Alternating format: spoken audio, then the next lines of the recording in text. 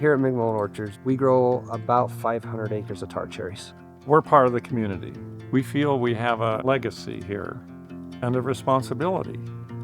I'm Robert McMullin. I'm the oldest of our family. I am third generation, the liaison between our customers and my family and the farm and our business. It's a family business. There are 4 of us that are involved in the farm, as well as the 4th generation, and the 5th generation are our grandkids. I'm Josh McMullin.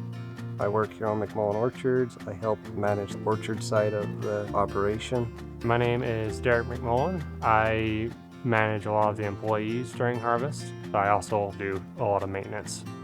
Our main variety of cherries is Montmorency tart cherries. We harvest 7 to 8 million pounds of tart cherries per year. It's hard work. I mean, there's easier ways to make a living than farming. We truly do put our heart and soul into our fruit. We do everything we can, the best we can. The history is one of the driving factors for the farm. My grandfather, he always had a love of planting things in orchards. He was an innovator, and the same with my dad. My grandfather got ground when it was affordable. The first sweet cherry trees he planted in 1927.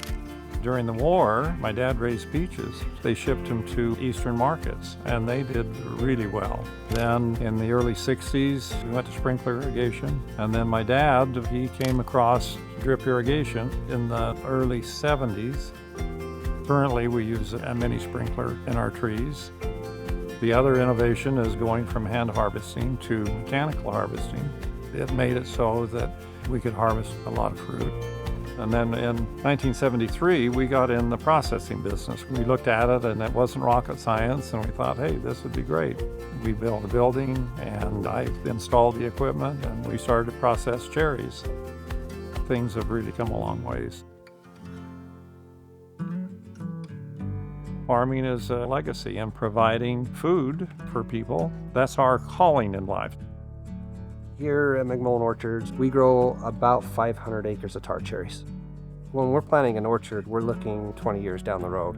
We plant a seedling cherry tree and we take care of it, and it takes 7 years before we can actually harvest that cherry tree. Farming is one of those things that you can see the accomplishment at the end of the day, especially during harvest. Seeing the fruit come off the trees and getting processed is something I really enjoy doing.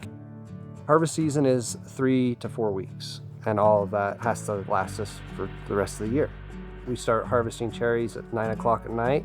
There's 2 machines that drive side by side. One will reach out and actually clamp the trunk of that tree and shake it and vibrate it. And what that does is it causes the fruit to loosen and fall down on the canvas of the harvester.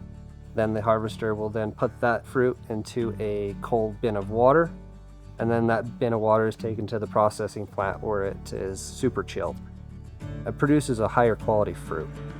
And then that holding tank, they'll run them through a destemmer, and then they also run them through a sizer, and then they'll run through a pitter, and the pitter will remove all the pits of the fruit, and then it'll also go through an electronic sorter. It will detect blemishes on that fruit. Then it will either go into a bucket or a box, and then it will be put into the freezer on a pallet. Cherries, it's just a good, healthy snack. There's anthocyanins in there, there's melatonin in there that helps you sleep. There's research that shows that they fight cancer, they're good for inflammation. It's good, healthy food. But it's difficult in the farming world, it really is. Our cost of production, labor shortages, pests, diseases, drought, frost. Everything has been inflated. We have some challenges that we have to keep working on. There's entire livelihoods and entire family histories involved. We have employees that have worked here for 30, 40 years. They're family. That cherry that you see comes from a real person and a real farmer. And it's wonderful to be part of a community where you're providing food, and not only do that, but to make a living at it. The farm is very near and dear to me. I want to see my granddad and my dad's legacy continue on.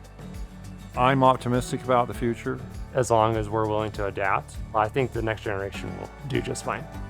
We are grateful for what my grandpa and my great-grandpa and my dad have done for us, and we're trying our best to not let them down and continue the family legacy.